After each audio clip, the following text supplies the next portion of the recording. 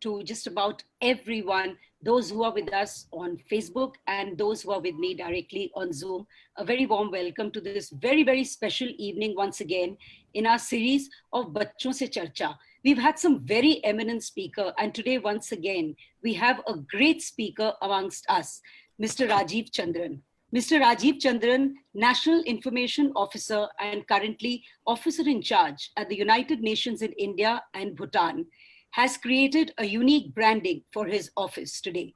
UNIC New Delhi is the accepted source of authentic information at the UN. Always approachable, honest, and frank on whatever he can deliver.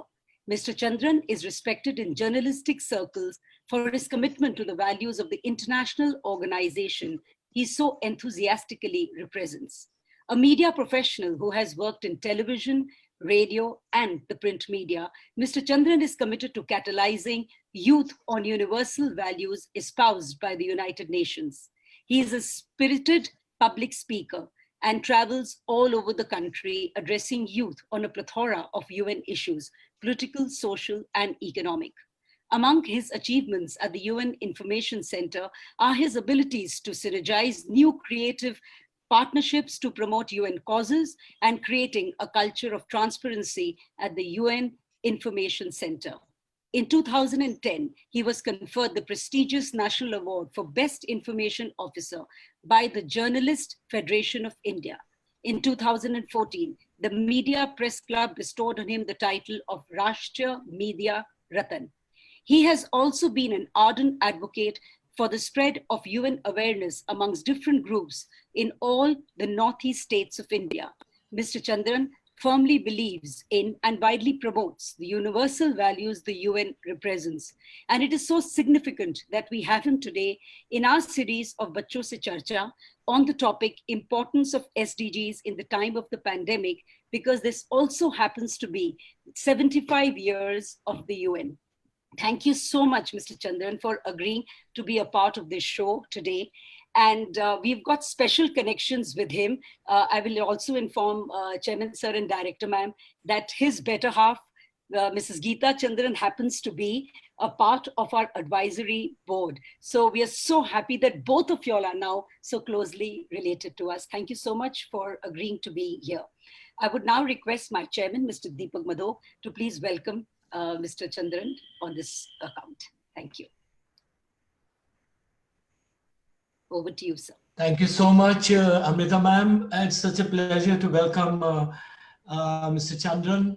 And it's Rajiv ji, you're very, very welcome, because we have a very, very strong connection with Geeta ji. And she has been coming to our schools and we've been interacting with her. She has been giving us so many inputs, you know, and we just keep all her words to us.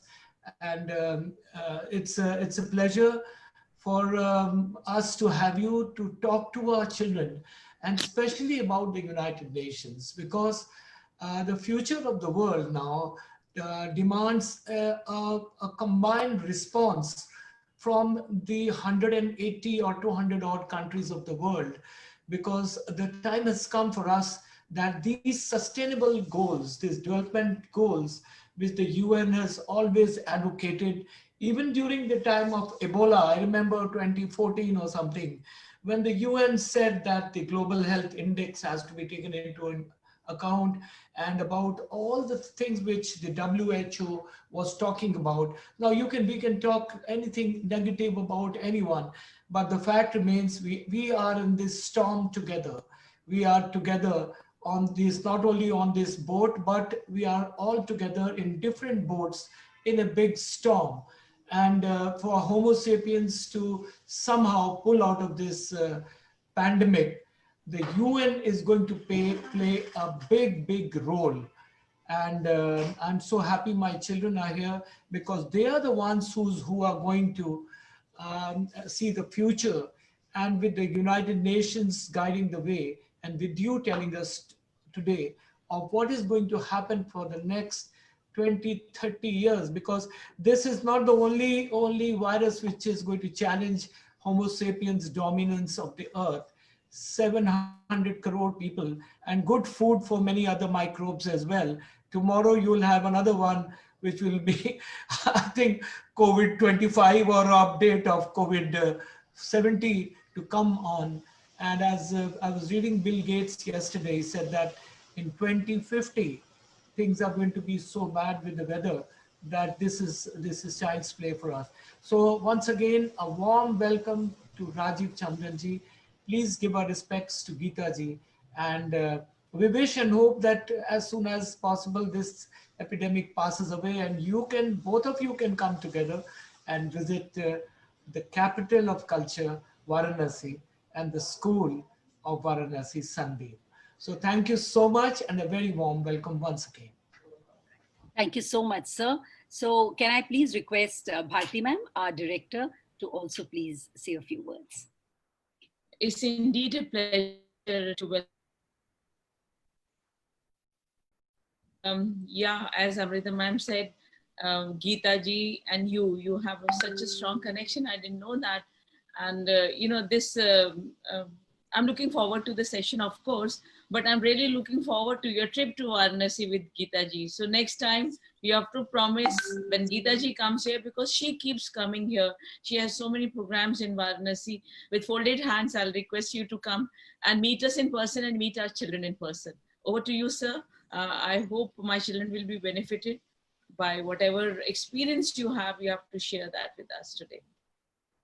Thank you so much. So the stage is all yours, Rajiv ji. So significant. So what are the role of the SDGs? Where do we stand? I believe by 2030, we're supposed to be actually trying to achieve these goals. That's what the UN probably has undertaken. So where do we stand? And then we'll move over to the children. All over to you, Rajiv ji. Thank you, Amrita, for inviting me. Thank you, Mr.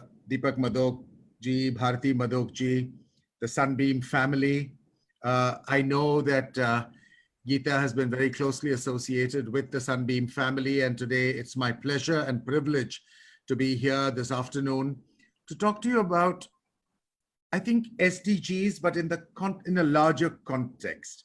Because I think what we need to look at is what are the values that the SDGs really espouse, and what are the values that we believe in, and how will they make a better future for all of us. And I think that sense of empathy, of community, is what I would like to emphasize throughout the talk that I have prepared for you today.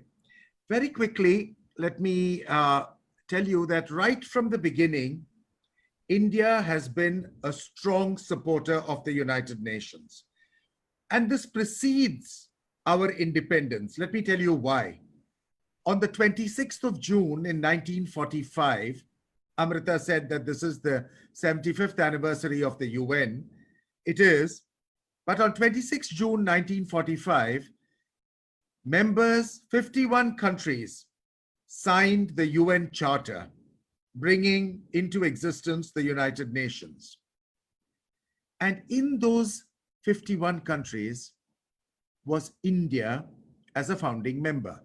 Now just pay attention to the date. I'm talking of 26 June 1945, years before India became independent.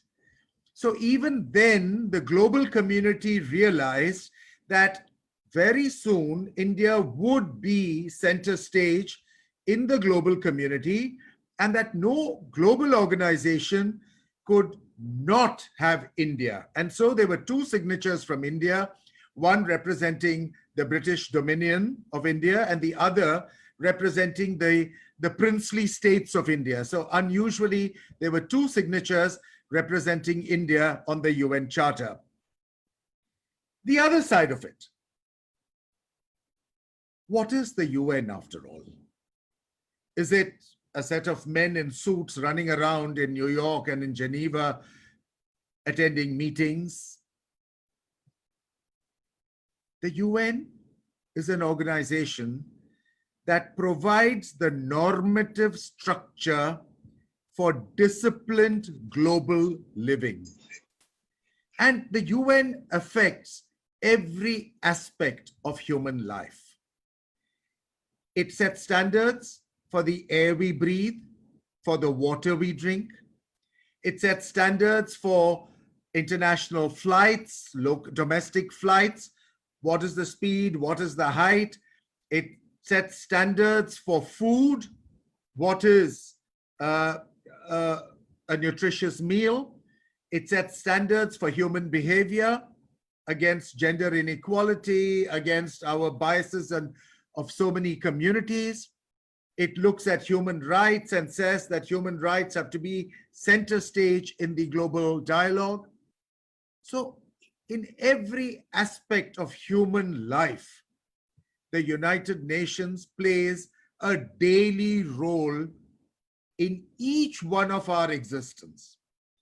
And I think that we seldom realize what the United Nations is.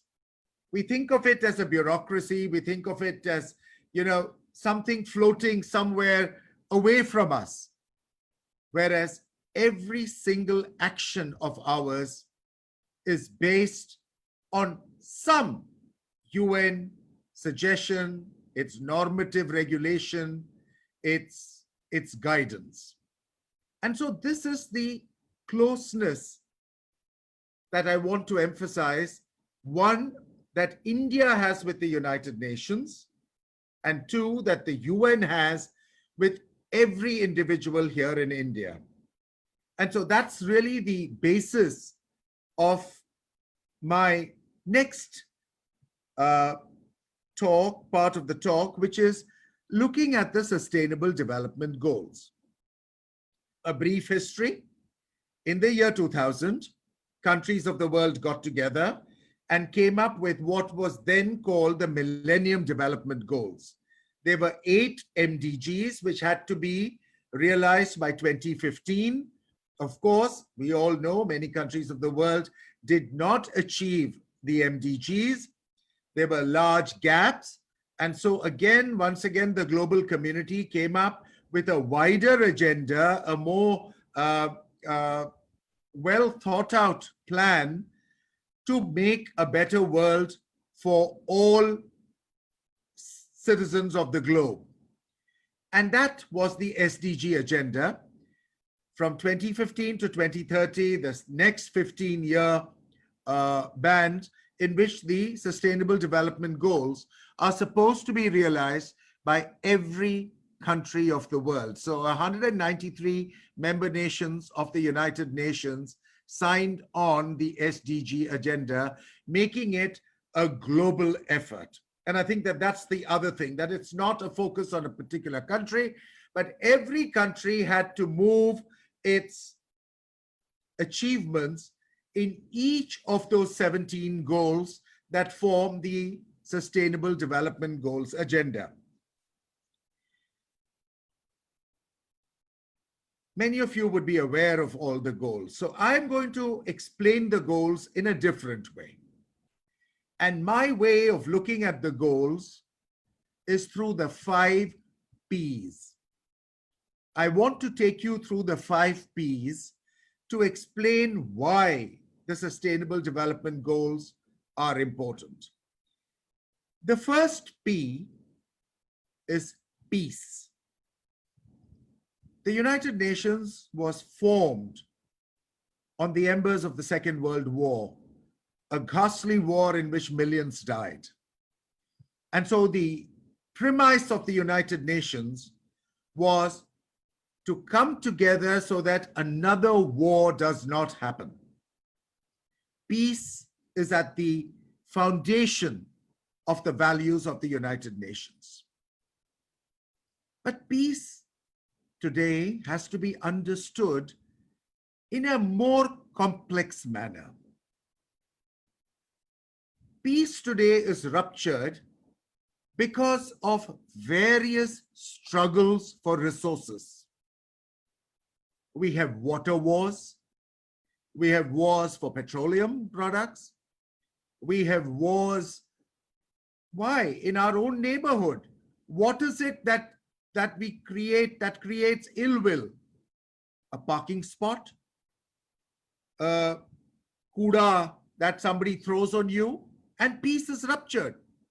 let us look at peace as the basis for a whole lot of other things, that unless peace is assured and ensured, we cannot build the edifice of the Sustainable Development Goals. So the first P is the underlying P of peace, and peace at all levels, all levels. When you look at the UN logo, what do you see? You see the map of the world, and you see 5 concentric circles in waves that cover the map of the world. Traditionally, it is explained that each of those circles represented the continents. But I have a different take on it. I think the UN logo represents human consciousness. You are at the center of that dot, wherever on the map you may be, but those 5 waves engulf you. And what are those waves? You're the individual at the center, but you have your family, your community, your country, your region, and then the whole world. That's the interaction of the individual to the globe.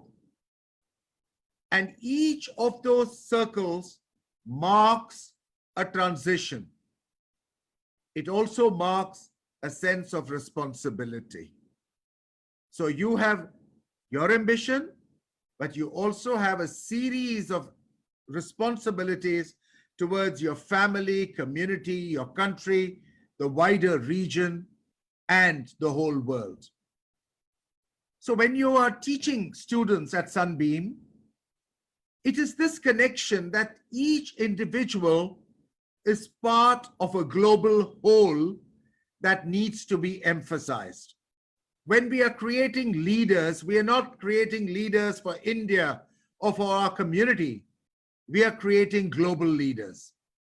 And I think that that is a very important perspective for educators to have. And it also brings a deep sense of responsibility of the individual to whatever happens in the world. It's individual actions that get aggregated into global problems. And I think that that connection between the individual and the whole has to be a perpetual message through all channels of education, through all subjects that we teach, through all values that we place in our schools. That we are not creating just educated individuals. We are creating global change makers. And I think that as teachers, as members of the board, this should be a very important aspect of your own dialogue with your peers. The second P, of course, is the planet. Mr. Madhok mentioned that Bill Gates said that by 2050, climate change would have completely altered all our realities. I don't think we have to wait till 2050. I think the climate change challenge is here. We face it every day. And it's affecting us in a million ways. So the second P, the planet, is critical simply because there is no option. There is no planet B. This is the only planet we have. And the way we take care of it, of its resources, of how we make it sustainable, how we maintain it for our future generations, these are all real issues that we have to grapple with. Look at it today, a simple thing. Many of us, all of us, including me, okay? You're at a kiosk, you pick up a cold drink, It's a paper glass. You slam a plastic top on it. You have a plastic straw. You drink it, takes 2 minutes. You toss it in the bin. The paper will disintegrate. The plastic elements will remain eventually in the ocean for 300 to 400 years before they disintegrate. Every action of ours is connected to a larger problem. Today in the oceans, there are more pieces of microplastic than microorganisms. Atrocious. I'm not talking of fish. I'm talking of more microplastic than microorganisms. That's what we've done with single-use plastic. It's not plastic that is bad. It is our approach to plastic that is bad. Plastic has changed the lives of many communities. But it's a cavalier approach to the use of plastic and to the toss-away culture that we have adopted that's creating the global problem. So any campaign against single-use plastic from any community and every community around the world is critical to the better life of the ocean, because after all, if we ruin our oceans, we've ruined the complete cycle of human life, of marine life, and of all those connections. The planet. We have to be sensitive. The lockdown, everybody says, air quality has improved. We are not using cars, so less fumes. The data has still to come in, but it shows that human action has impact. And these days, it's a new world. It's a world that is so deeply connected with problems. One of the earlier UN Secretary Generals called it problems without passports. They can go anywhere. Look what COVID has done. How quickly it traveled. One plane of passengers from one location was able to move the virus across vast geography. We are so interlinked that today we cannot isolate ourselves from the global whole. And COVID has taught us that. In very real terms, in a very short time, that nobody is isolated. Everybody is equally vulnerable. So I think the planet, a deep respect towards the way we use resources, the way we expend resources, we need to make our students think.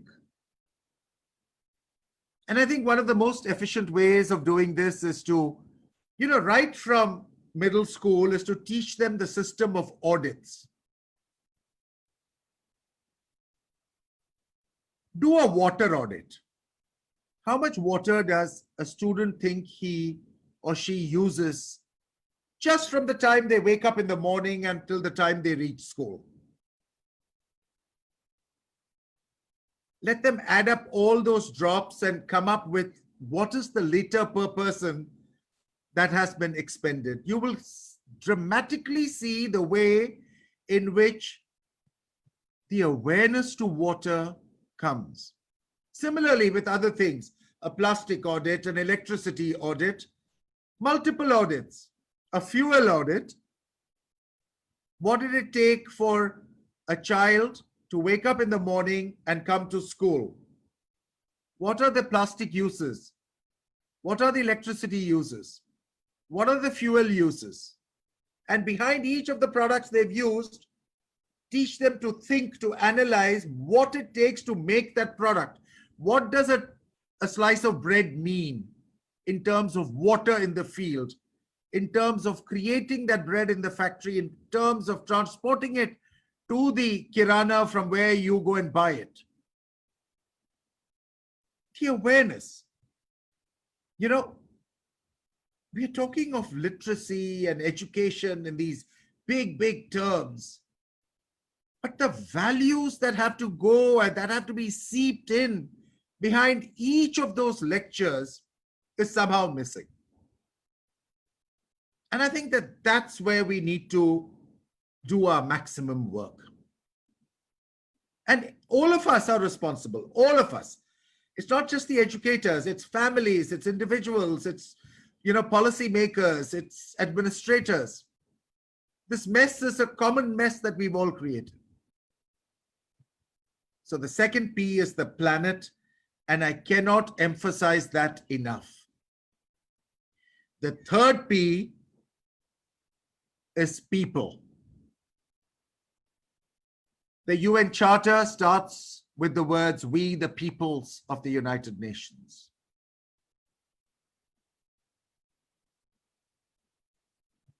Governments that represent the people take decisions in global fora, and somewhere the connect with the people gets dissolved. The United Nations emphasizes that people are at the heart of each and every one of its engagements. Engagements of peace, development, and human rights. All three verticals that merge at several levels. We cannot treat them as silos anymore. Peace, development, and human rights are an integrated approach to see that people benefit. And for all these, we have lovely slogans of "Leave no one behind." We are not even aware that many of the things we do or perspectives we have are many times selfish. Selfish towards our families, towards the community, towards the country, towards the region. And that we leave large swaths of people out of development, out of the peace dialogue, out of the human rights dialogue.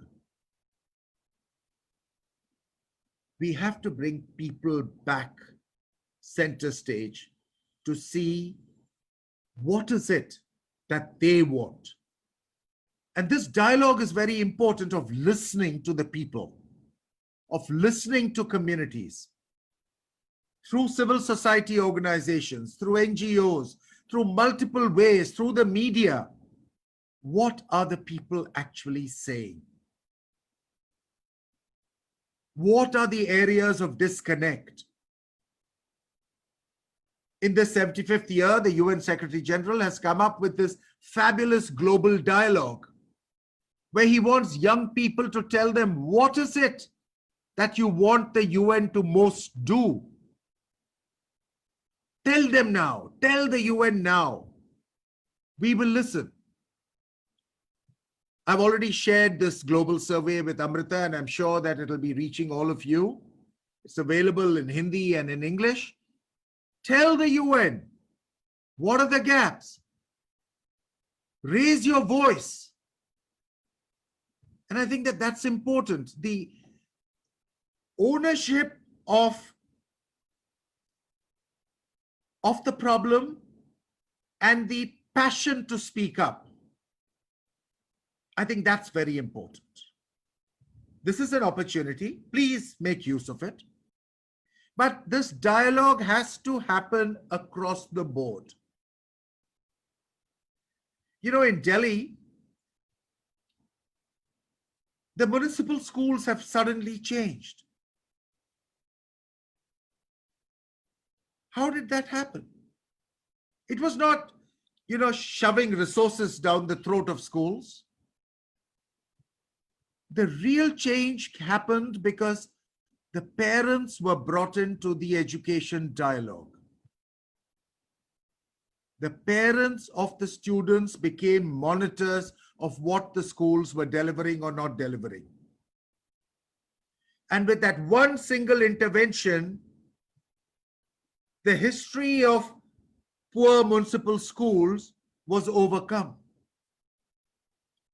I'm probably being simplistic, but that was a very important aspect of putting people at the center of change. So the third P of people is critical. The fourth P, prosperity. You know, prosperity has, we've always in India seen prosperity as a bad word. We hide being prosperous. It's probably a remnant of, you know, the Gandhian ethic that brought us independence. But prosperity has never been an aspiration. The UN says today that unless prosperity is worked at, none of the SDGs is going to be possible, because you need more of the pie to distribute it more equitably.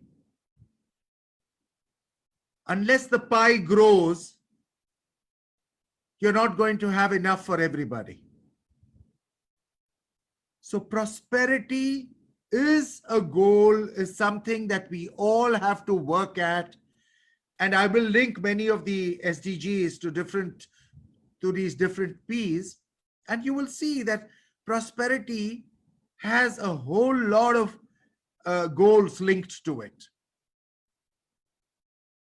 And the last P, partnerships. Nothing can be achieved either by a single community or a single individual or by a country or by a community if there are no partnerships in place. You need partnerships for ideation, you need partnerships for implementation, you need partnerships for finance. You need to synergize different ways of creating those partnerships. And I think in school, we learn partnerships when we play sport, when we do cultural activities. Those are the beginnings of the culture of partnerships. But the idea of partnership has to be integral to the growing up process. So these are the 5 Ps. I talk a lot, but I want to tell you that the 17 SDGs are really, if you think of them, organized around these Ps. Like I said, peace, of course, forms the foundation across all these goals. But when you talk of the planet, the green issues, and if you look at the SDGs, water, clean energy, climate action, life below water, life on land, sustainable consumption and production, this whole vertical is working towards a healthier planet. If you look at people, you're talking about basic services, poverty, hunger, health, education, gender equality, reduced inequalities. I mean, all those verticals looking at people and different goals that the global community has established that works towards the people vertical. And then progress, prosperity, growth issues, decent work and economic growth, industry, innovation and infrastructure, sustainable cities. These are all issues that look at the prosperity, progress vertical. And then, of course, the partnerships, peace, justice, strong institutions, These are all actions that strengthen partnerships.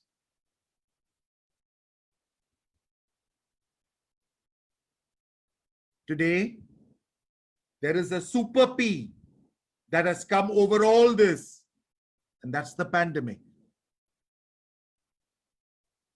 And what has the super P done? It has destroyed our ability to reach any of these goals unless we are able to act now and act with more force, with more creativity, with more innovation. 2030 will come and go, and we'll still be saying, lamenting, and finding excuse and say the pandemic stopped us from achieving the goals. But I think the creative solution is to see how we can reach each of those goals, leaving no one behind, and setting very, very clear roadmaps to achieving the goals.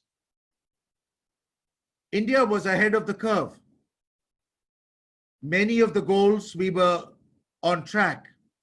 Some we needed acceleration. The super P has slowed everything down simply because resources today are being funneled to other priorities. So we need to look at the goals in the realities of that the pandemic has brought us to. But look at new partnerships. Look at new ways of seeing how problems can be approached and solved. The final P that I want to share with you today is the P of panic. Unfortunately, the pandemic has brought panic to our doorstep. And I want to share at this point a very, very personal story. In the month of June, Corona came to our house. All 12 of our family members, including the household staff, tested positive. We don't know how it came. We were not able to track it down. But since March, in the lockdown, we had followed all the protocols, and yet it came. Of the 12, 9 were asymptomatic. 3 showed different scales of the virus. But through proper medical assistance, we were able to get over that without panic, without fear, and went on to test negative after 6 weeks. I want to reduce the sense of panic that every individual faces in this era of COVID. But there are 2 things that I want to emphasize. Let us not stigmatize people who have COVID, who are working with COVID patients, because in a pandemic, everybody is equally vulnerable. Let us not discriminate and build stigma around COVID. And I think that that last P that I'm talking about, the P of panic, needs to be dissolved.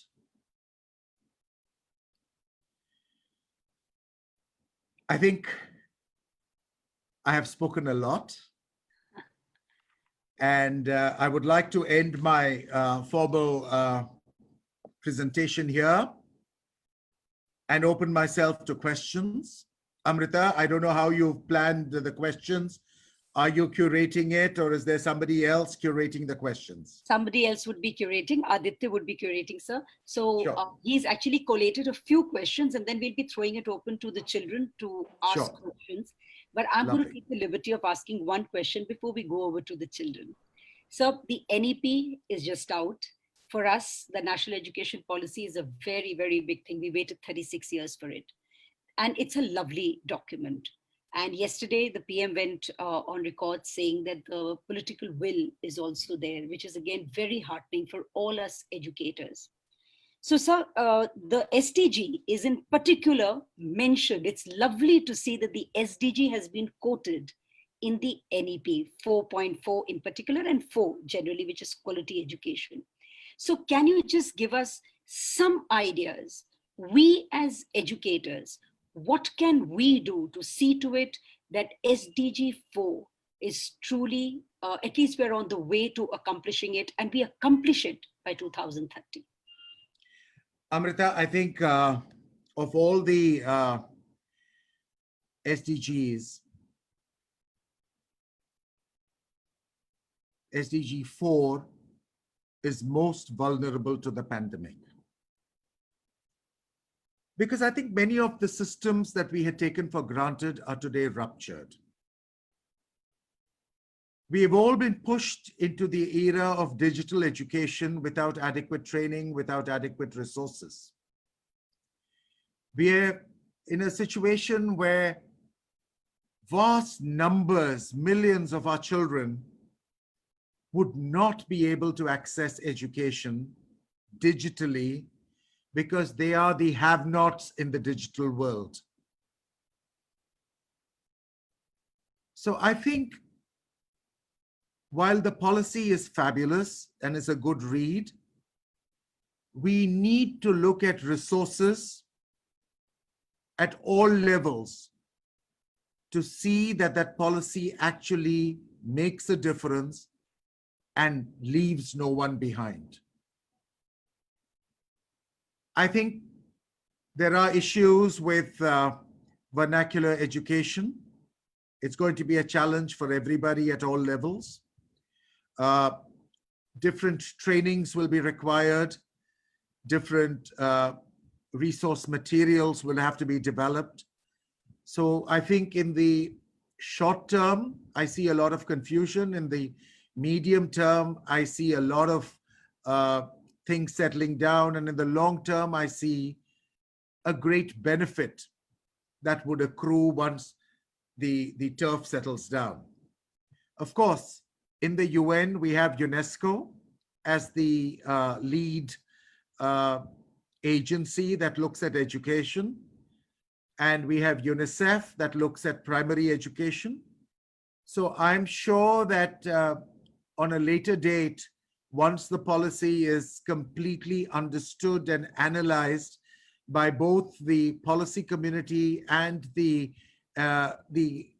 community of educators, I would be very happy to bring specialists both from UNESCO and UNICEF to the Sunbeam portal so that this can be a very specialized discussion, because it is hugely specialized.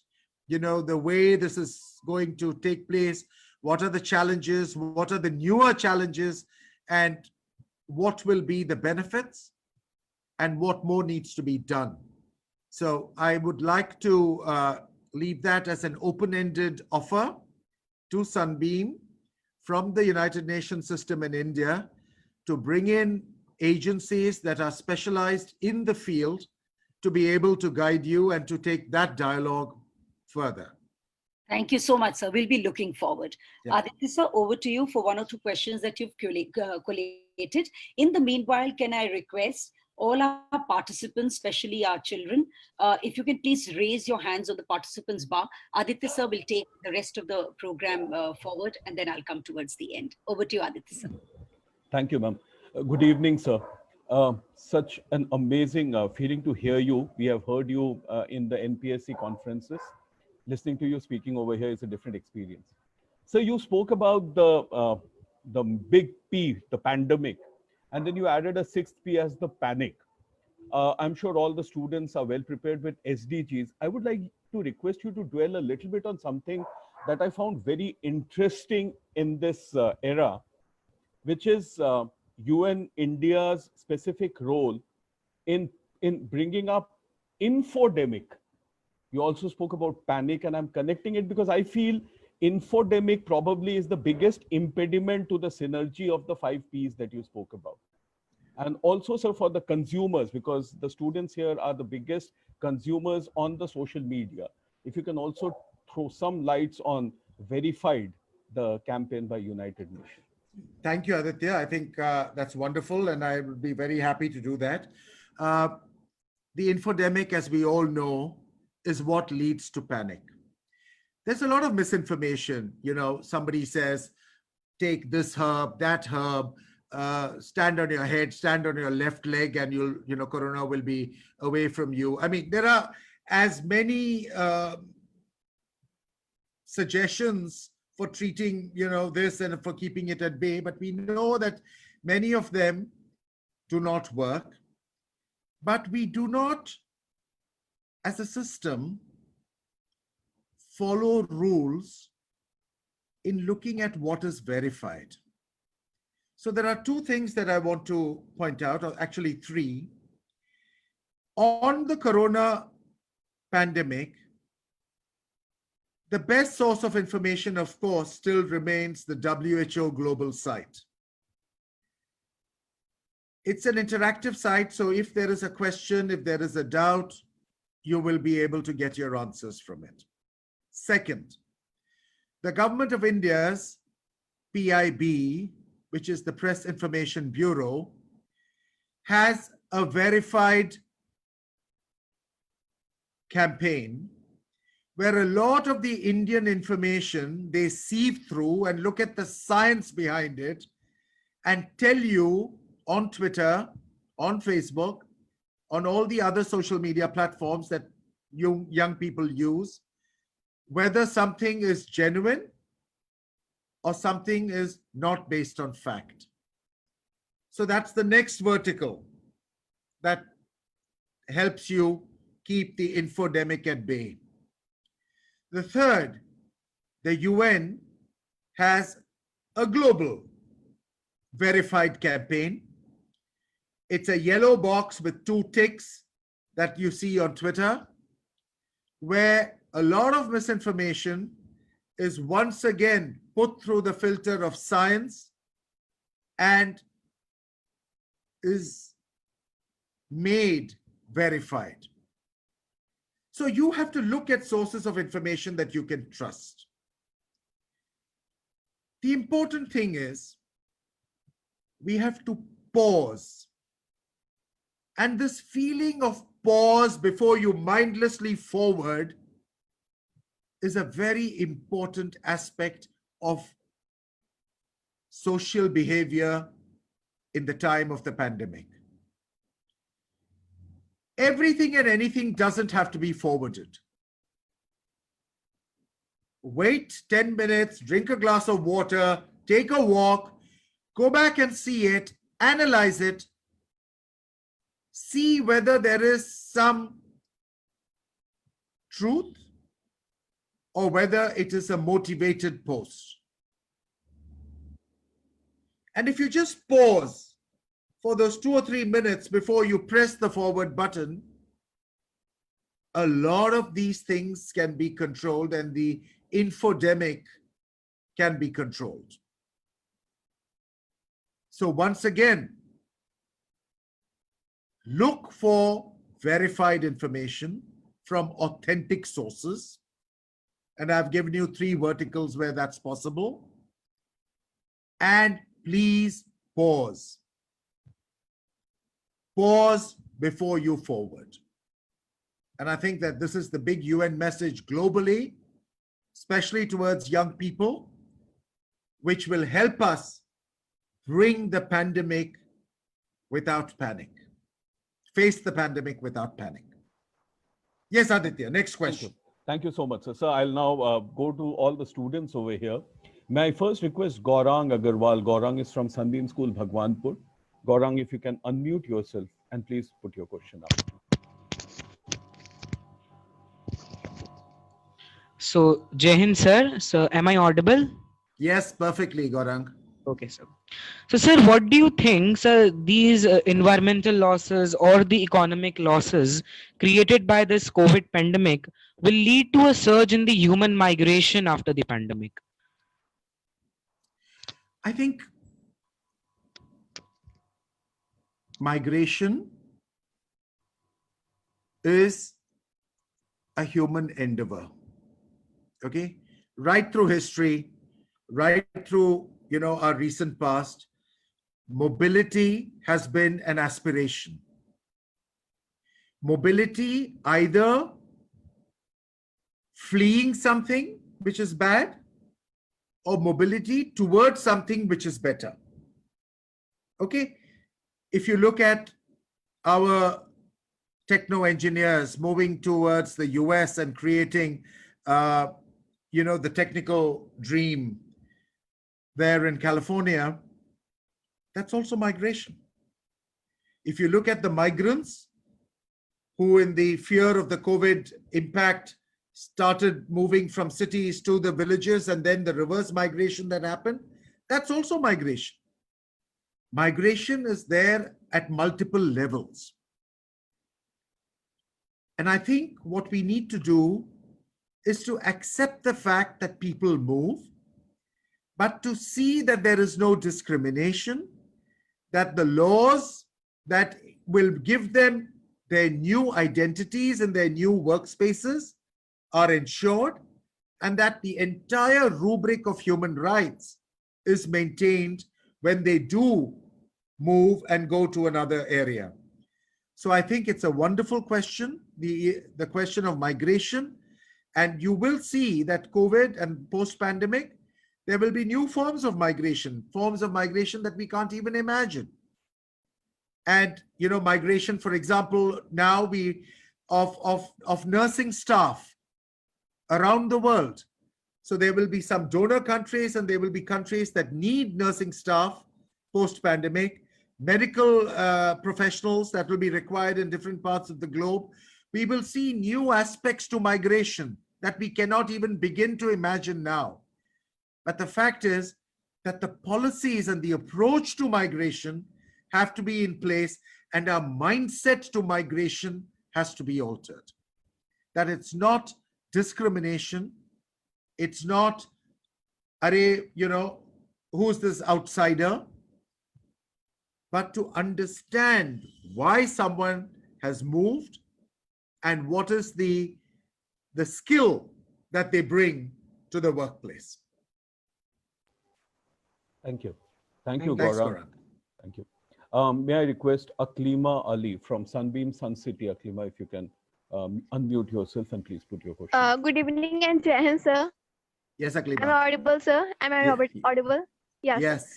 So my question is that, sir, as we know that there is a tumble in the economic sustainable development, and in the present scenario, many are unemployed and others are struggling to compete.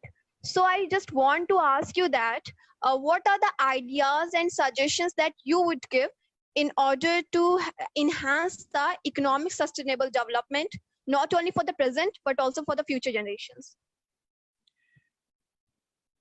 Again, I think that innovation will be the mantra of the future.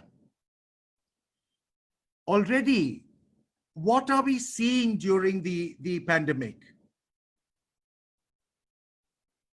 We have seen workplaces change, work from home becoming the norm. We have seen dramatic services being developed in the new era. Innovators will hold the key to the future. Very interesting thing about innovation. innovation happens only when you understand the problem. Let me take you to some pre-COVID examples. I used to be on the jury of a big innovation, school innovation competition in Tamil Nadu, where students, school students from across all districts would bring their innovations on SDGs to be judged. There was a clear division. Students from urban areas brought app innovations to the table. Students from rural areas brought innovations which would help their grandfather, grandmother, the local farmer save a product, save a produce. Very hands-on innovation. How could they, filter water better? How could they make use of solar power better? There was this huge divide in the way urban students and rural students approached innovation. And I found that very significant. It's only when you are keenly observant of a problem that you can create solutions. And I think innovations in a post-COVID world would require heightened sense of both looking at problems, but also looking at it sensitively. And I think that those that are going to be the producers of the future, the economic regenerators of the future, will be the innovators who are able to assure that no one is left behind. Because COVID has taught us a different set of values. It has taught us to re-evaluate what does it mean to own something rather than have a relationship with somebody on an ongoing basis. So the human elements to the future, I think, will be much, much more emphasized than just the delivery of products.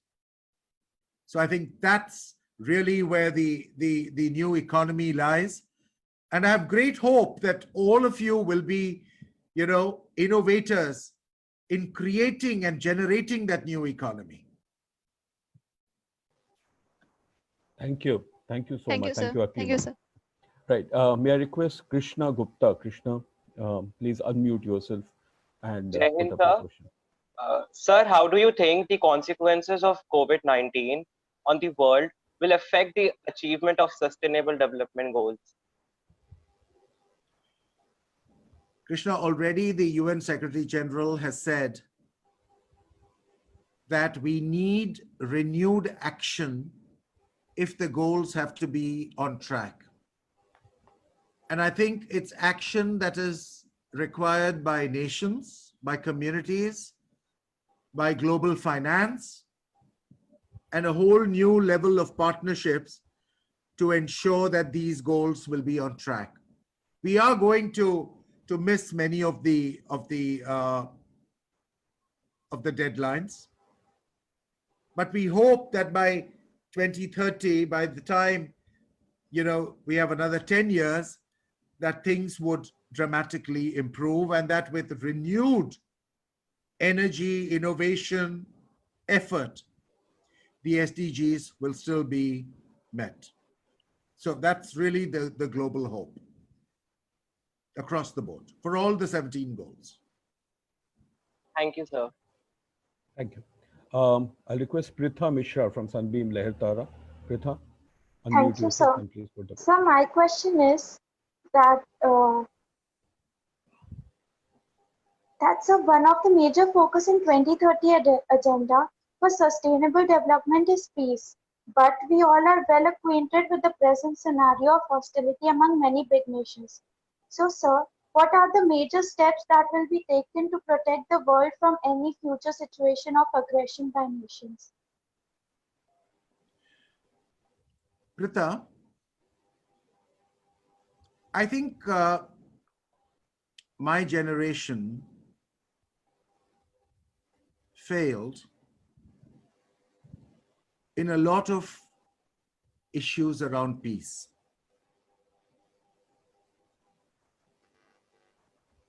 Can your generation think differently? Can you begin by changing the way you approach discrimination, stigma in the classroom, in school? We all know it exists. It exists in our families, in each one of our families, these ideas. And when they get aggregated, peace is ruptured. So rather than begin with the global whole, my approach to peace is let each one sort out the issues around them first. Let's be an innovator and a creative problem solver of the peace issues around us, in our families, in our immediate communities. Because, you know, with our feudal inheritance, we come with a certain set of values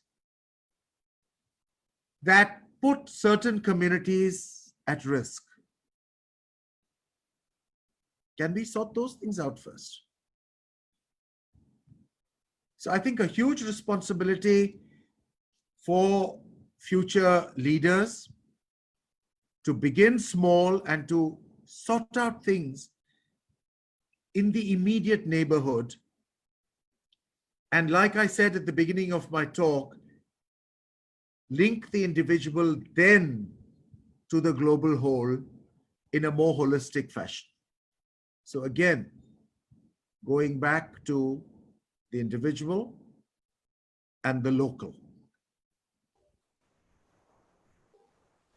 Thank you, sir. Thank you. Thank you, Pritham. We have student of class 7, sir, Apeksha. She is from Sunbeam Indiranagar. She has a question for you, Apeksha.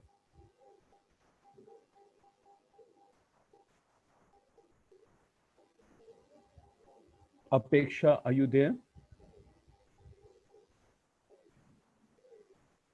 Okay.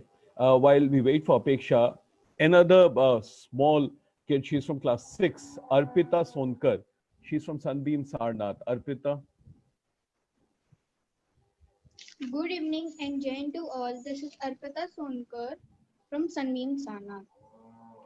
My question is, how much applicable is zero hunger in the Indian context? Does it indicate that still there is hunger and starvation in India? If yes, what steps has government taken to promote this SDG? You know, you tell me, have you seen people hungry around you? In Sarnath? Tell me. Yes, sir. So your question is answered. We still have to deal with hunger. There are structures, systems, policies. There are mechanisms to deliver food.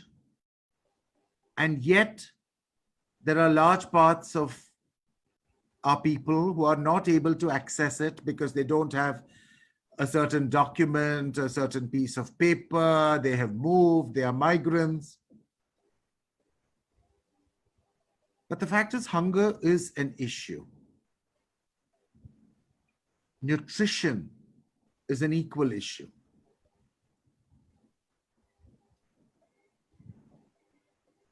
And I think solutions have to be small solutions, solutions that are led by the people.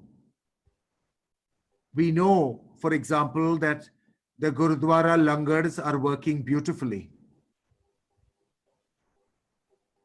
There are many examples when they have stepped up and fed communities at risk or people at risk.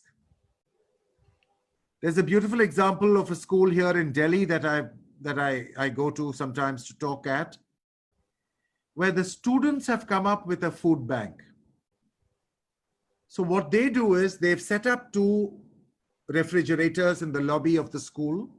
The students collected money and bought it. And whatever food is remaining in the house, they have 1 fridge for perishable food, 1 fridge for less perishable food. So if it is 2 rotis, 1 roti, jo bhi baki hai ghar pe, they come and leave it in the fridge. And at 11 o'clock, all the hungry people in the neighborhood come into the school and take that food. A very small innovation, but it solves a problem. Again, this was led by school children of class 6, class 7, like you. So we have to think. Let us not think what will the government do, what will the IAS officers do. Let us think what is it that I can do. And I think that that change is what is important. So you tell me what you do, huh? And how you will solve the problem in Sarnath. Yes? They seem like you. Right, Arpita. So keep doing and Thank keep you, putting it in a folder. When Mr. Rajiv Chandran comes and visits us, I'm sure you're going to present him the work that you and your school have done on this front. With this, may I request Samriddhi Rastogi. Samriddhi, I understand, is in class 8 from Sunbeam Annapurna. Samriddhi. Good evening, sir. Am I audible? Yes, Samriddhi. You are.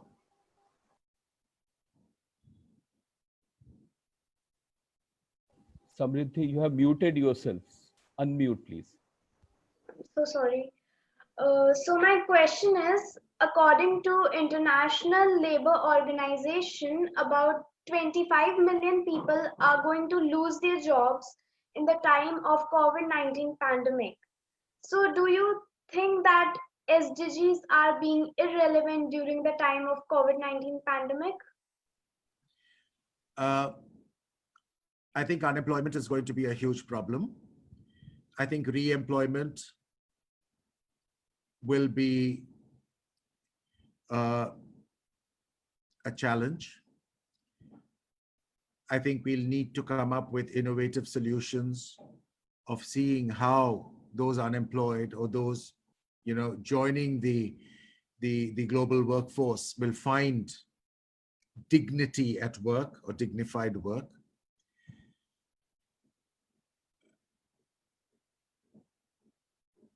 I think the SDGs, we all realize,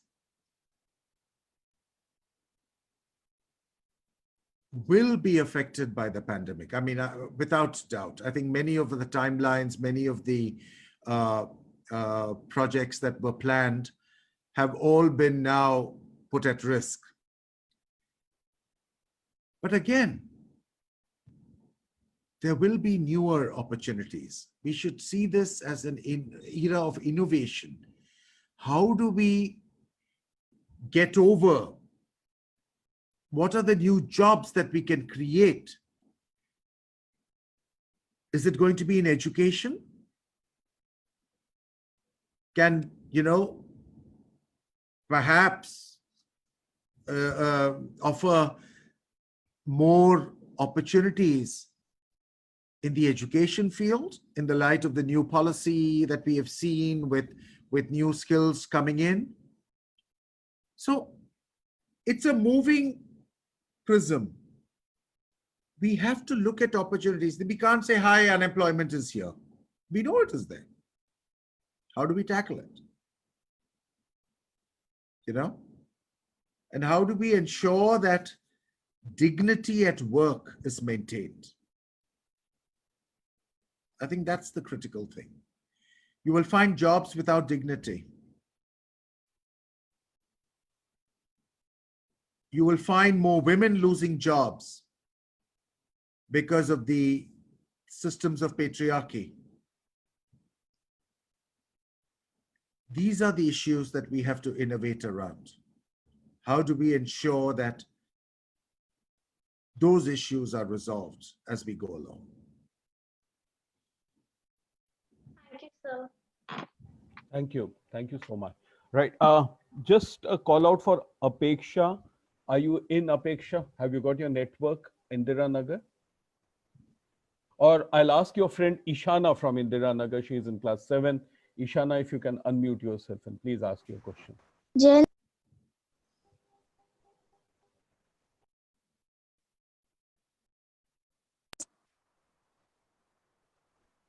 Jain, sir.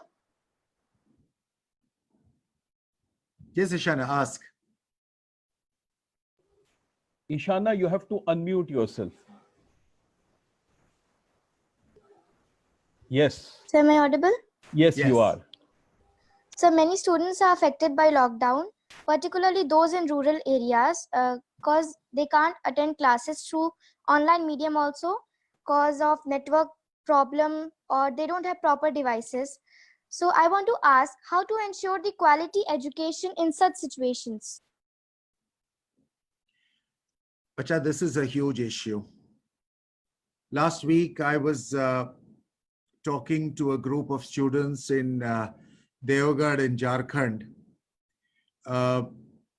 Students who didn't have access really to the internet.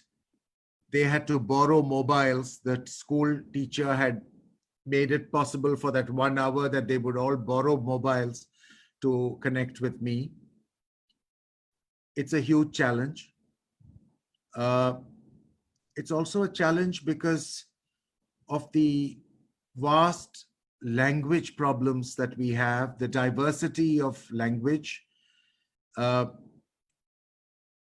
because of the vernaculars, people speaking their own tongues.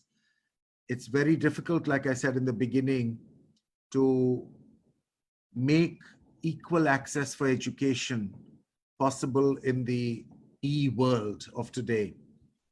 Connectivity issues of owning, appropriate gadgets to access all this. It's going to be a huge challenge. And I think we need to bring in philanthropy. We need to bring in, new innovative ways in which we can reach everybody and see that no one is left behind. Because currently millions of children across the world are not going to be able to remain educated. And when you look at persons with disability who are going to be left out of the education thing, they have multiple, challenges, and they'll be the first to be pushed out of the education game. So a lot of, the gains that we have made for ensuring that all children are in school is going to be hugely compromised. So I think we all need to make new efforts, renewed efforts, to see that your generation remains educated, remains excited about learning. And I think that's really the important thing. Right. Thank you, Ishana. Thank you. We'll take the final question. This is from Ujala, and so she is a student of Sunbeam Women's College, Varuna. Ujala, unmute yourself and please go ahead with your question. Ujala.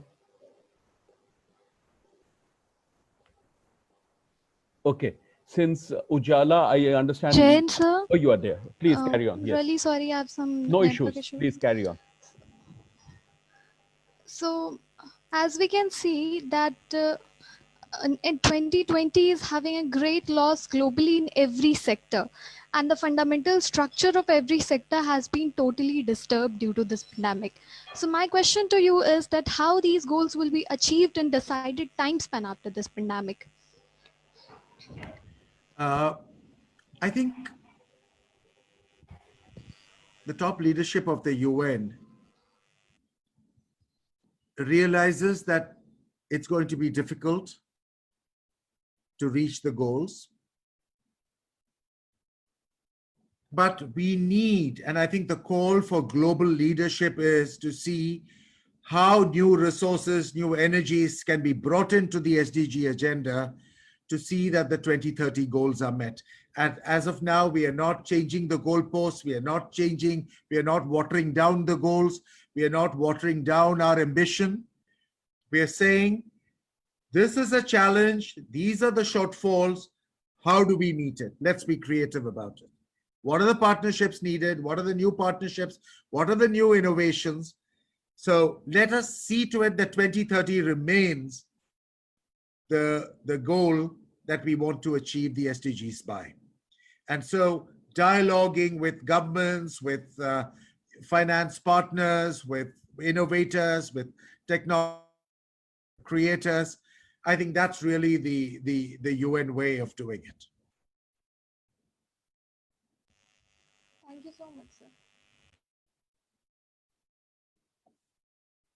Thank you. Thank you so much, children. We didn't want to take too much of your time, but believe me, it's been one of the most amazing sessions that we've attended, because I think we spoke after a long time. We've been speaking a lot about our own issues of education, India, but I think you really reminded us that it's all about being a global citizen. So it was really, really nice when you spoke about the 5 Ps, and then you connected those 2 very important Ps to the 5 Ps. So thank you so much.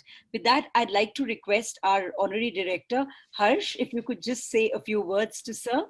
Harsh is also Mr. and Mrs. Madhok's son, and the succession plan of this. Yes, how are you? Hi, Harsh. Thank you, Amrita ma'am, for that. There was not going to be any plan B there, plan B. Yeah, sustainable development plan. Yeah. So thank you so much, Rajiv ji, for on behalf of the educational Sunbeam Educational Group for enlightening us on so many wonderful things today. And the 5 Ps you spoke about: peace, planet, people, prosperity, and partnerships. It was very interesting to hear your comments, and obviously some of the questions which children have asked, they were also wonderful. And one of the children, one of the girls, I believe she spoke about how relevant the Ps were, in times of the pandemic. So it's, these are some of the very pertinent questions which the youngsters have asked you, and it just reflects the level of curiosity with which they were listening, and it was wonderful just listening to you, sir. So thank you so much. My main takeaway from today's session was that problems exist both at the macro level and at the micro level, and all of us as individuals have to start being sensitive and starting small in our immediate area. So if you're from the Sarnath area, you have to look at how you can improve those 5 Ps in those areas, and from there you can think of moving upwards. So thank you so much, sir, for enlightening us, and we look forward to seeing you and Geeta ji in Varanasi hopefully soon after the pandemic, sir. Absolutely. Thanks, Harsh. Thank you for your lovely words and kind words. Thank you so much with that, sir. Thank you so much. We all want to wish you all the best, good health. I knew that you all were not too well. I saw it on Facebook, spoke to Geeta ji, just spoke to her over WhatsApp. So happy to see you all healthy. And yes, I absolutely echo Harsh's words, hoping to see you both as a part of our family at Varanasi soon, sir. Take care. Sure. All the best to you. Thank you. Thank you so much. Thank you so much. Thank you. Thank you.